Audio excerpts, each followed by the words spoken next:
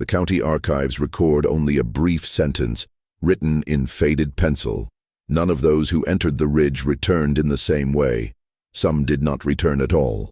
This note appears repeatedly in different documents between 1894 and 1912, always associated with the same place. A narrow elevation, covered by dense forest, known on old maps as Ridge Hollow, a ridge of earth and stone that separated two small farming communities in the mountainous interior. The protagonist of this story was not a famous man, nor was he a political or religious figure. His name was Elias Whitmore. Born in 1879, the son of small tenant farmers, raised amid the hard work of the land, the silence of the mountains, and the strict discipline of a family that depended on the weather and the harvest to survive. Baptism records, taxes, and tool purchases confirm his existence with almost bureaucratic precision. But it is precisely where the records cease that the problem begins.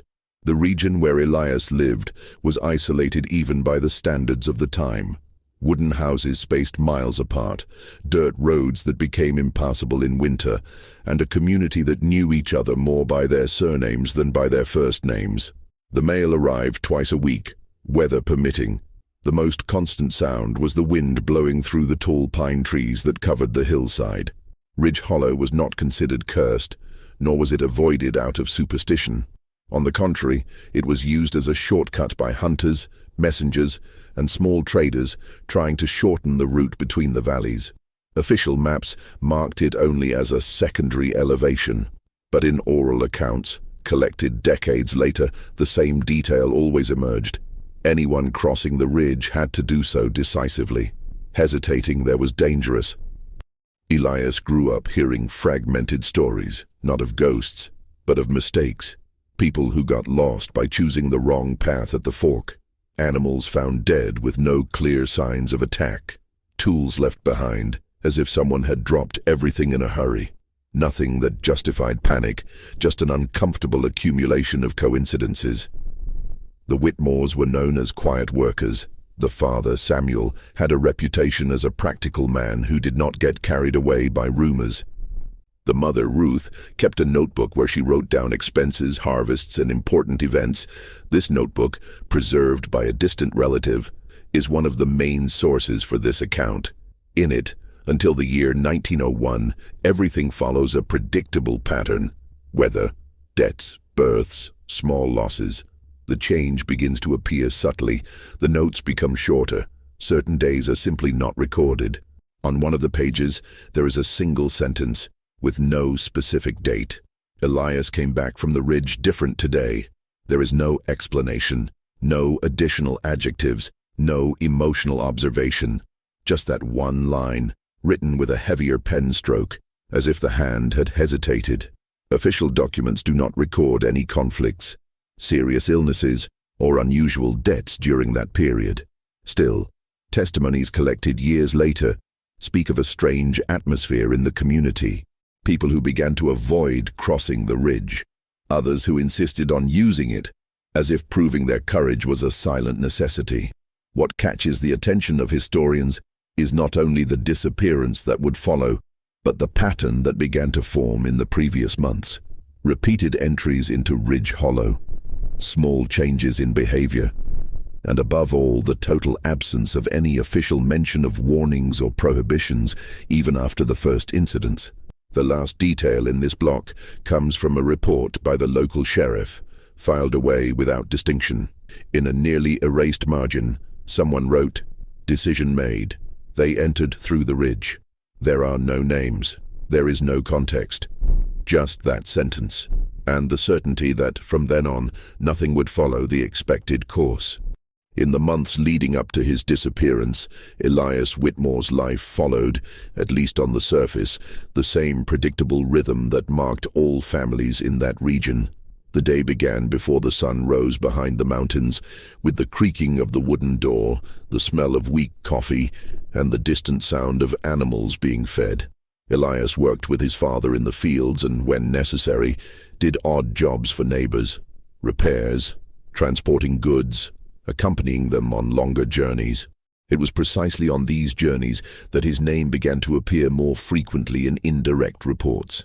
Elias had known Ridge Hollow since he was a boy.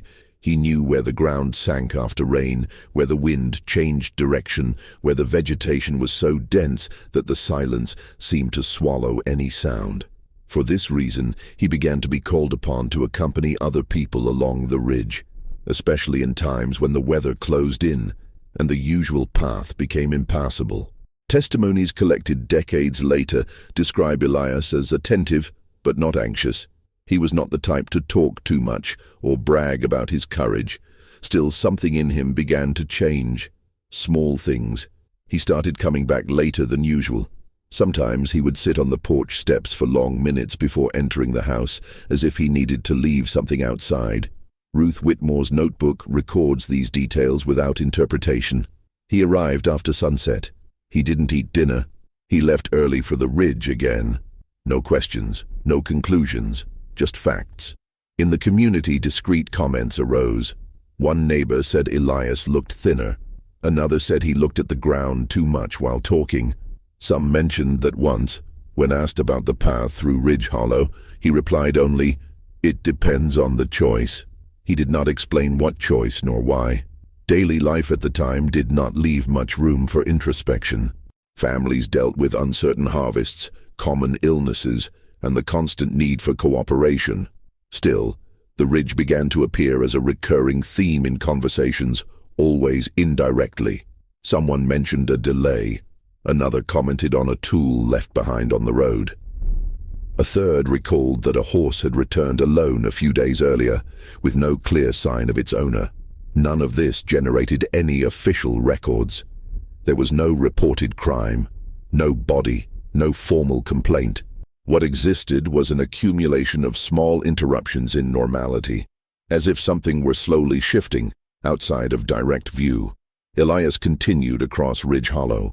On one occasion, confirmed by 3 different testimonies, he led a small group of men halfway up the ridge and stopped. He said he would not go any further.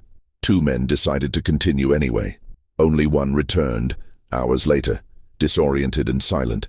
When questioned, he said only that he had missed the time.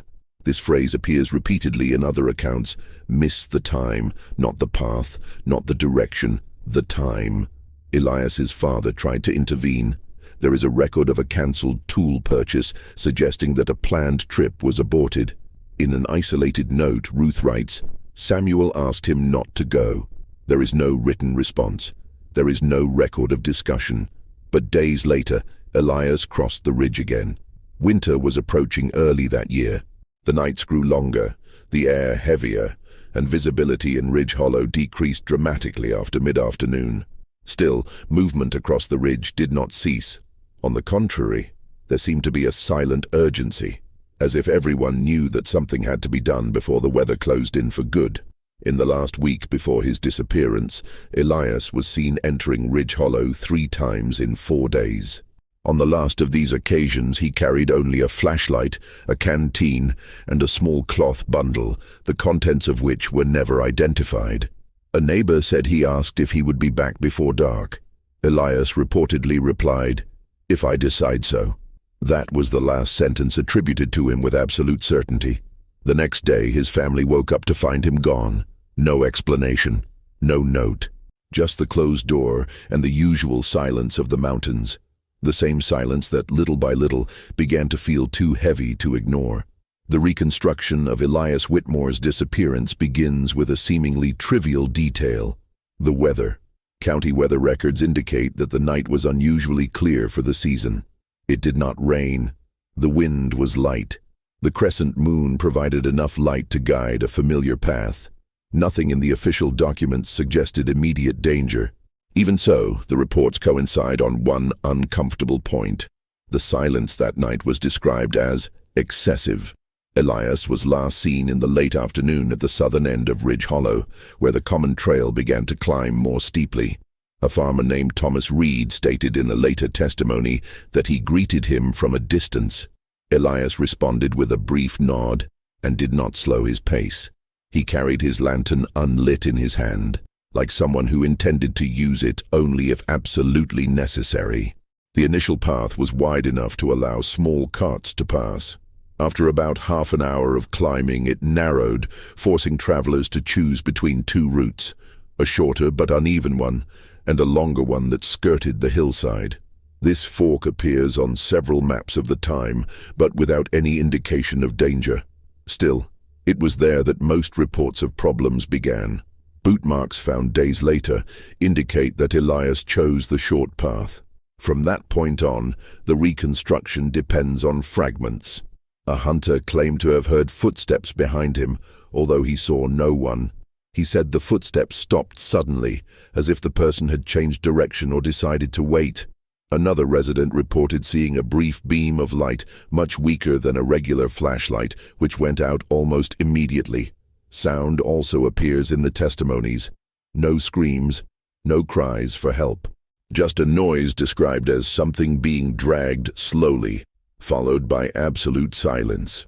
It is impossible to determine whether this sound was related to Elias, or if it was just the natural movement of branches and stones. Still, it was mentioned insistently. The next morning, when Elias did not return, the family did not initially contact the authorities. It was common for crossings to take longer than expected.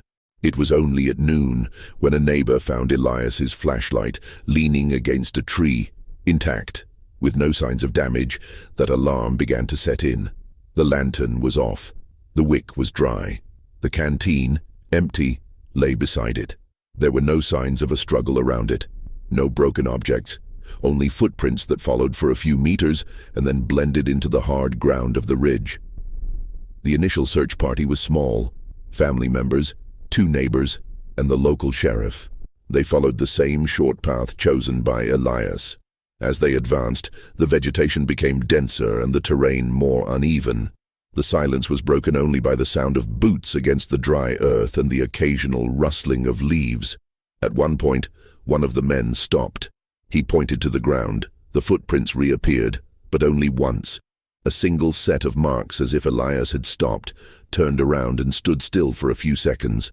After that, there was nothing. No sign of slipping. No marks indicating that he had been pulled. No secondary trail. Just the abrupt end of any physical evidence. The sheriff marked the spot with a piece of cloth tied to a branch. He noted the approximate coordinates. They would return the next day with more men. But that night, no one felt comfortable staying there after sunset. On the second day of the search, something even stranger was found. A few meters from the marked spot was the cloth bundle that Elias had been carrying. Inside it was only a pair of gloves and a folded piece of paper. The paper was not a note, nor was it a letter.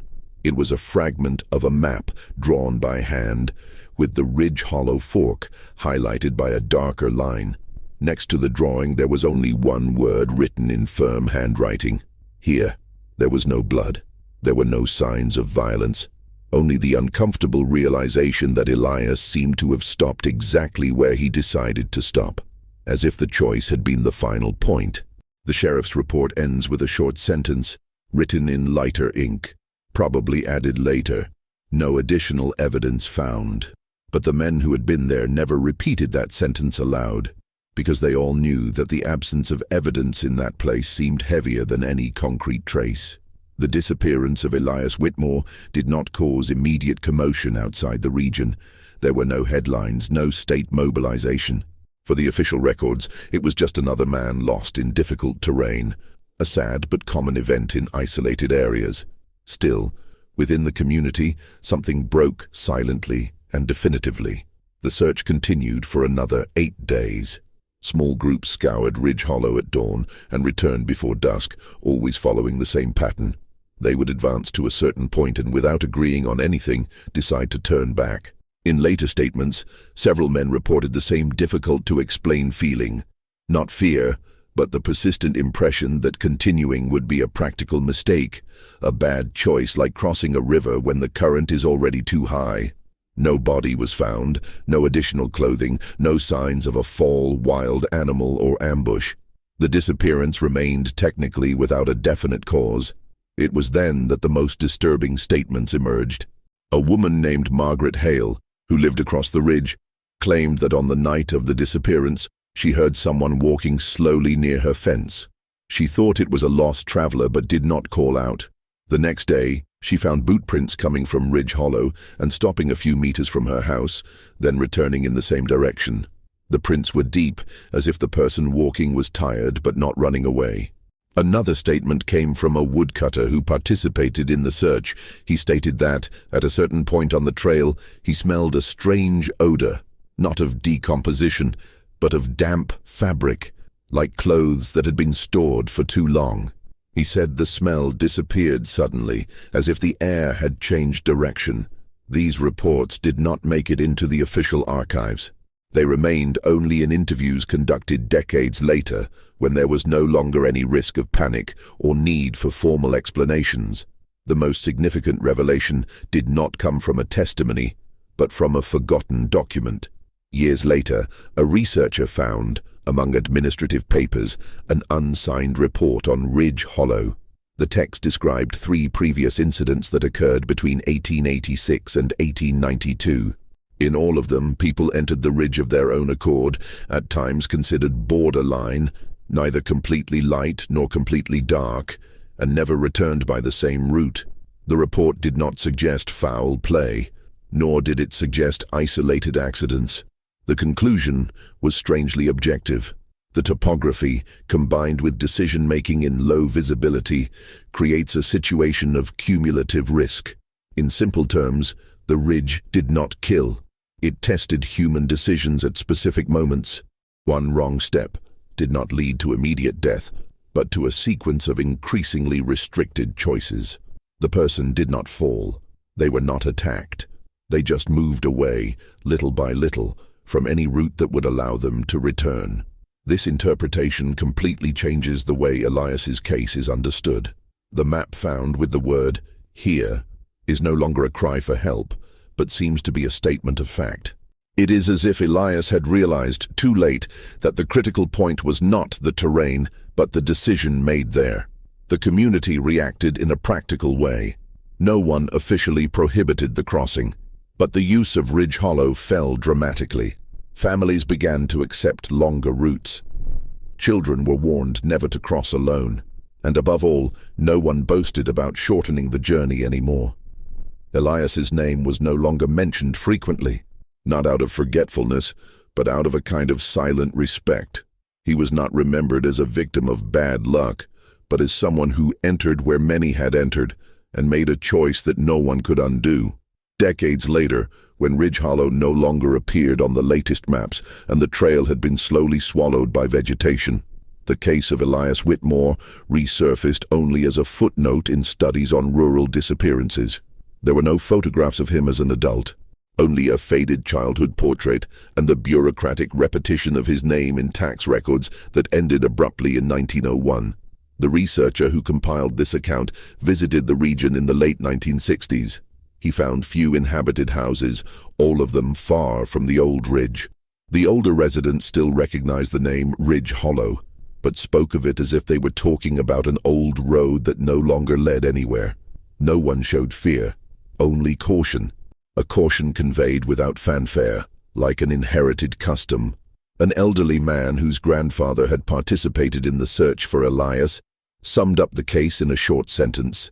"You don't get lost there all at once. You get lost little by little."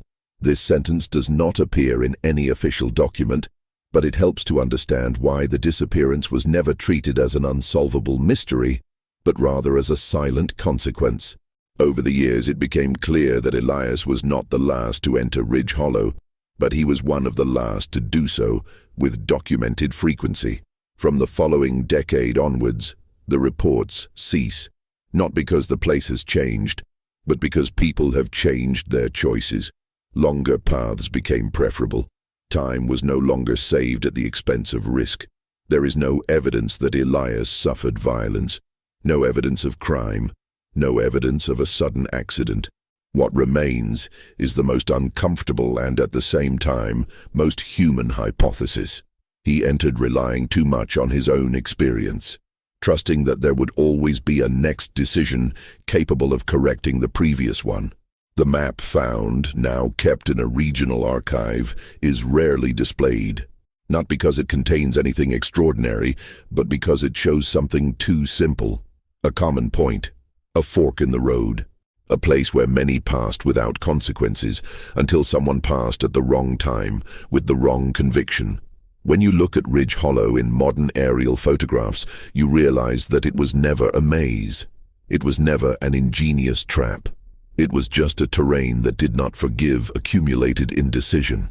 A place where each choice seemed too small to be definitive, until it became so. Perhaps that is why the case of Elias Whitmore still echoes in historical studies.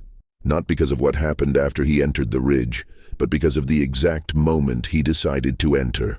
An ordinary moment, without enough witnesses, without explicit emotional record, just the silent decision to move forward. In the final county archives, there is a late note made years later, probably by someone who knew the story well. It offers no explanation, no judgment. It simply observes. It was not the mountain that condemned those who entered. It was the choice to cross it believing that there would always be a return. And that is where the record ends. No body, no definitive answer, only the silence left by a decision made and never undone.